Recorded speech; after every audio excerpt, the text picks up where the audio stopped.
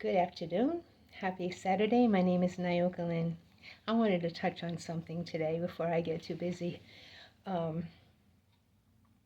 I think one of the most difficult things for human beings in our linear thinking, uh, in our humanness, is the loss of loved ones. We call it a loss. I think one of the most difficult things that I've ever experienced, matter of fact, I know it is when my son Carlos passed one day before his 17th birthday in 2004. I can't even begin to explain to you the things that went on inside of me. I think I was numb for quite a while. But anyway, I just want to touch on that. What gives me so much comfort now is knowing that our loved ones aren't really gone anywhere. They're here. And I know some would say, well, I don't see them. Well, some do. Some do. And some can hear them. And if you get on the right frequency, you can too. I know I've seen where I've held the frequency and was able to connect with my son. And I was grateful for that. You know, as I've mentioned before, we were before we got here. This gave me a lot of understanding.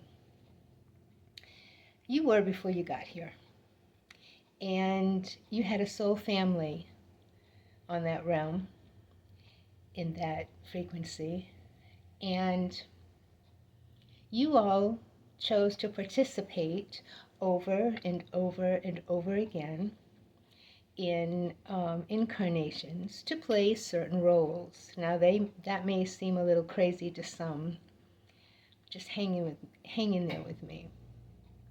Perhaps maybe your son could have been your wife in another incarnation. Could have been your grandfather in a different incarnation.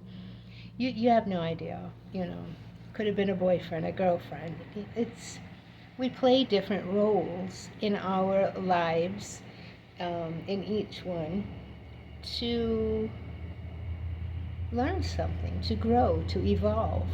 So if I was part of your soul family and we decided, hey, we're going to go into this and you're going to play the mom and I'm going to play the daughter, and I'm the daughter, and I am just going to be so heartbroken because you, the mom, are going to be very strict and stern and just unloving and just, you know. But we knew that we would evolve and grow, and we wanted the experience. So we incarnate here and we play our roles. Now, being humans, we forgot that we agreed to this role play, if you will. We forgot this. And and I mean, how can you really play the role unless you forgot this? So you play your role. Okay? And when you get done with this incarnation, you go back and you sit around and you discuss how it all went. Now, I've mentioned before on a video about a man that I was in relationship with and what he said to me. That man put me through hell. And I loved him like crazy. And when I asked him, what are you doing? Why did you come in my life? He got very serious and he said, honey, don't you remember? I loved you so much. I came here to torment you. And what was brought to mind this morning was my mom. Now, my mom and my relationship was very strained. There were highs and lows. It was like a roller coaster ride, you know. If I was in her good graces, everything was great. But Mom had a tendency to fib a little. And she lied a lot on me in my life, and it got me my butt whooped when I was younger. It caused a lot of chaos in my life throughout the years. But when she was good, she was great, you know. But and that alone can be emotionally draining. But towards the end there, towards the end of my last days with my mom, I was tucking her into bed. She was quite ill, and she had a blood disease. She had COPD, osteoporosis, dementia, and the dementia seemed to be rapidly moving along. And I was putting her to bed. I got her all tucked in with her pillows just right so she could breathe good, made sure her air hose was okay, and gave her her little stuffed animal, Bella, that I bought her that she swore was alive. Um, her glass of water, everything all set. And I was just physically and emotionally drained because I found myself in a situation where I didn't know what else to do for my mom. And I was pretty well, what's the word I'm looking for? I could only do so much. And I wanted to do more. I was just not able. And I was just so stressed. And it was a particularly rough day for my mom.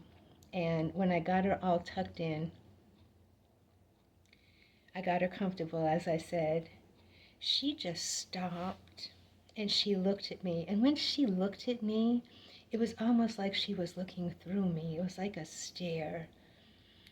And she addressed me by my name, Nayoka Lynn, because anybody that knows me knows I have a nickname. My nickname is Nikki. But she called me Nayoka. She said, "You just don't know how much I love you, do you?" And when she said that, it kind of took me by surprise a little bit. And I said, "What?" Because my mom don't talk about that stuff. I said, "What?" And she says, "You don't know how much I love you, do you?" Oh my God, my eyes started to well up with tears. I was going to lose it, and I didn't want to. And I said, I know you love me, Mom. I love you too. And she just kind of, yeah.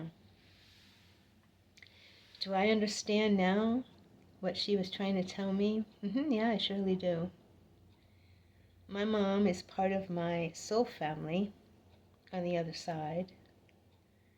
We agreed to play these roles. I still have conversation with my passed on relatives. I've acknowledged my shortcomings in our lives. I have forgiven them because I understand. When I say I've forgiven them, I acknowledged. I acknowledged with them that I understand the part that they played. And I acknowledged my behaviors as well. And I thank them for showing up in my life and helping me learn the things that I've learned. During the holidays, I was sitting in my chair, and I was having this woe is me. I got in a funk. I mean, I was just sitting there and just feeling alone because I was basically alone here in physical. Um, and I was just thinking about all my older relatives because they're all gone, and my son, and I was just missing them so. And I think, well, I don't think, I kind of know now, they're probably all, excuse me, all around me. Yeah. And when that happens, when your loved ones who have crossed over, when they're around you and trying to connect, a lot of times you transfer that in yourself as grief. you understand it as grief. You start thinking about them because they're around, and you cry because you think they're gone. They're not gone. But I was sitting there feeling sorry for myself. And the woe is me, oh, I miss them so much. And I was reminiscing about old times and everything. And the tears were coming down, and I was all slumped in my chair. And I heard my aunt ever so clearly, like maybe 3 feet in front of me, "Snap out of it, Nikki." Now, if you know my aunt, you just know she was a little spitfire, and I loved her so. And that straightened me right up, and it brought me back to reality. Like, okay, thank you, Auntie. Yeah, but I did get caught in that wave. I did get caught in that wave, and it brought me down. It's like once you get onto once you grasp onto a negative emotion, if you don't process it right, it'll suck you in deeper, suck you in deeper, suck you in deeper, till you get there in the dark, and you got to try to feel your way out. But Auntie snapped me out of it, and it was great. But yeah, so we've not lost our loved ones. They're they're very active. They're around you. They'll only be them. No one can take their identity away ever. But they're on to other things as well. But when you need them or they need to share something with you, they'll be around. Uh-huh. There's nothing wrong with that. Talk to them. They might be sitting right there with you. Uh-huh. Talk to them like they're still there. Hmm. So when you get on a high frequency, and how do we do that? By following our passion, doing what we love. When we get on that high frequency, we're more in tune. So if you're trying to connect with your loved ones, follow your passion. Get on that high frequency. And the synchronicities will show up. You'll see a sign. Like that day I was at work and I was thinking about my son.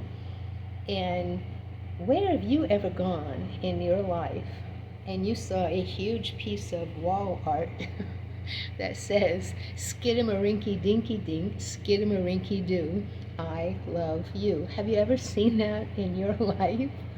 I saw that. That was a little game that me and him used to play from this show called The Elephant Show. Where are you going to see that ever in your life? Mm, yeah. So when I saw that, I was like, because I was missing him. And that was him saying, "Hey, Mom, I'm here. I'm still around. I'm still around." So, yeah. So, your loved ones are not gone. They're just on a different realm, I guess you can say, a different frequency. Hmm. And it's okay to talk to them. But understand that this life, this incarnation, yes, it seems so very real. It's supposed to. Yeah. It's like a dream. The larger part of you is still in non-physical. It's like, all right, imagine for a moment. It's going to seem a little crazy. So what? Imagine for a moment, you and your soul family, they get together, and you're sitting there and you think, okay, what do we want to explore next? So you open up this big cabinet and there's different timelines because, listen, everything that exists now. Everything that's ever been created or will be created in your thinking exists now. So you go and you open this closet and you think, hey, let's go to this timeline right here. And you pull out like an old VCR tape. You pull it out and you say, okay, so in this timeline, you'll be the dad, you'll be the mom, I'll be the son, you'll be this, you'll be that. And then you play it out. Mm-hmm. Yeah. That's basically how it is. And you learn and you evolve and you grow. Okay? And not every part is such a sweet, loving part. So if somebody truly loves you, they're going to come here and they're going to experience that difficulty with you. Hmm. Because they love you. It's your soul family. You're all playing this together. Yeah. Okay, so I have a lot to do, and I hope that helped somebody. And I know it helped me when I found all that out. Your loved ones are all around you, they're still here. And yes, they still have life. Life is eternal. Once you exist, you cannot not exist. They're still very, very active. Hmm. Yeah. Who knows? Maybe your granddaughter or a grandson will have a baby, and one of your loved ones will come back. You never know. All right, that's enough of that. My name is Nayoka Lynn. I hope you enjoy the rest of your Saturday. Namaste.